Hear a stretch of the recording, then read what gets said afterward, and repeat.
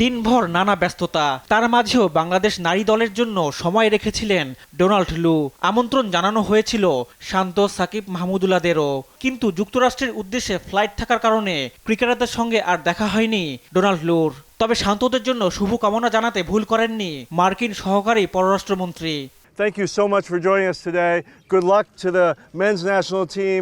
We hope you come back with victory from the United States. Thank you all. এ সময় জাতীয় নারী দলের অধিনায়ক নিগার সুলতানা জ্যোতি জানান, বিশ্বকাপে ভালো কিছুই করবে বাংলাদেশ।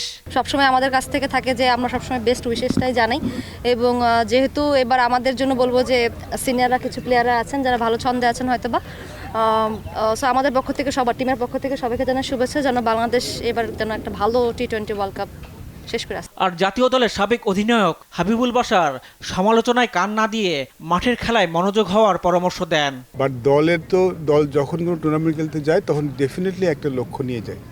আমাদের ফোকাসটা সেদিকেই করা উচিত, মাঠে কোন ক্রিকেটটা খেলবো সেটা নিয়ে চিন্তা করা উচিত, বাইরেটা নিয়ে একটু কম চিন্তা করা উচিত, কারণ বাইরের কথাকে জবাব দেওয়ার চেষ্টা না করা উচিত বলে আমার মনে হয়। সেটা করতে গেলে আসলে পারফরমেন্সটা কম হয়। আমাদের প্রতিপক্ষ অন্যরা হওয়া উচিত, আমাদের প্রতিপক্ষ আমরা হওয়া উচিত না। সেটা আসলে দলকে সাহায্য করে, যেটা আমি খুব ভালোভাবে দেখেছি লাস্ট ওয়ার্ল্ড কাপে, এটা আমাদের ইফেক্ট করেছিল।